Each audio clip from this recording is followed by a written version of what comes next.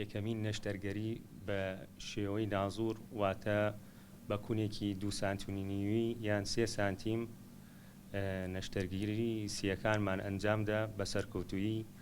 خۆشبەختانە ئەم عەمەلیاتە لە نەخۆشخانەی شۆڕش کرا بە سەرکەوتووی بۆ 2 نەخۆشمان کرد بە شێوەی ئەو نازوورە کە زۆر سەرکەوتوو بوو، نەخۆشەکانیش زۆر وەزعیان باشە.